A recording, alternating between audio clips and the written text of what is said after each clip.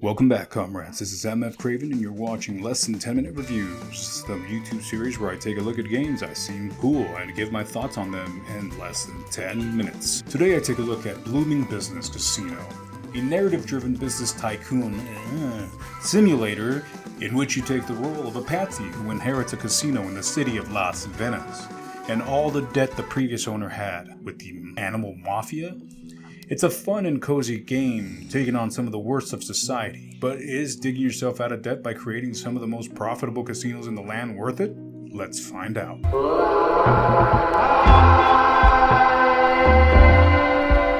Graphics, sound, and art style. I absolutely adore the graphics and art style of this game. It's what drew me to it. Something about its warm tones and old school Vegas feel, 1950s Vegas to be precise. Everything being brought together with that type of music from that era, for sure it's a whole ass vibe, man. Gameplay. In this tycoon inspired by the rise of Las Vegas in the 1950s, your mission is to revive a rundown casino, complete quests, and manage your clientele for maximum profit. You gain income and reputation. You'll advance through the casino ranks from dusty desert to glittering heights of Las Vegas. And whether you play the main story, there is also a sandbox mode that you can play and lose yourself in. Price, $24.99 USD. How many hours estimated?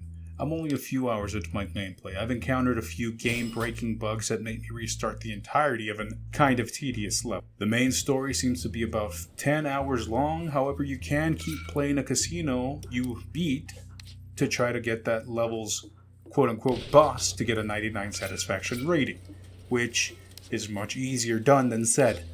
Yes, I know how I said that. Is it playable on Steam Deck? Well, it is playable on Steam Deck. Personally, it just wasn't for me. I didn't like the controls, I didn't like the feel of it, and I didn't like the fact that if you're trying to do the story, the letter seems a little bit small. Final thoughts. I guess you should say I kept the rest of this review pretty short for a reason. I wanted to talk about the game and what the devs have labeled it, because it is far from being a tycoon. I really felt like I didn't need to micromanage anything or do anything for my finances because I never went broke. I always had way more money to spend on anything that I wanted to do. It's definitely more of a simulation, which isn't bad. I found that it being really easy, I could concentrate on making the casino look like I wanted it to look like within the limitations of the game, of course.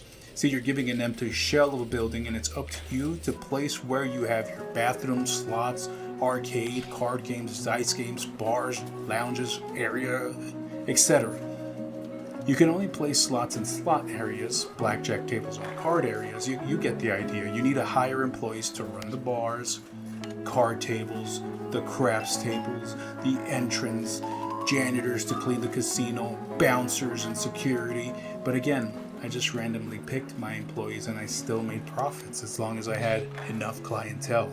And they do keep on coming with the more stuff that you place. Again, it's not bad. I'm quite enjoying it, but I'm enjoying it more as a cozy game because the cutesy animals, the 50s inspired Vegas twist, having a little bear that's a mobster, no real difficulty curve.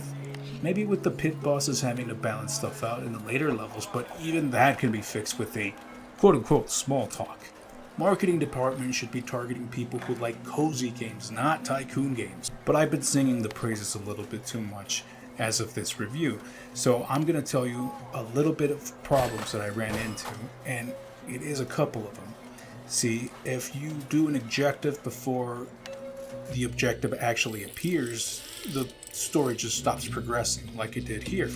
Or if I edited an area and sold one item and extended the area, I was stuck. I couldn't release it anymore. It was only about 20 to 30 minutes worth of work, but a full 1.0 release shouldn't be having these kind of problems. Plus, I don't understand how in some casinos I can have space-themed items, but I can't in others. Western in some, but not in others, as themes can draw in certain clientele to your establishment.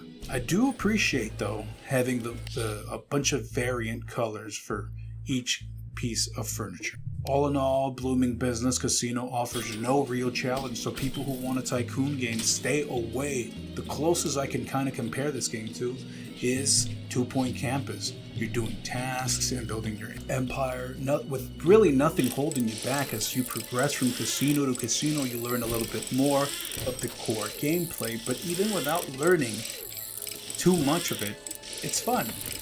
See, personally, I like Two Point Campus, and I like Blooming Business. They're both quirky, they're both funny at times, and the biggest plus for this game, though, is that I love to see all the little animals be degenerate gamblers, just like me. But I would maybe wait for it to go on sale, or wait for a few updates before you actually commit to this game. Its current sale price is $18.75 USD. I say if you can get it down to $15, worth it 100%. But for now, everybody else, I say wait for sale. La, la, la, la.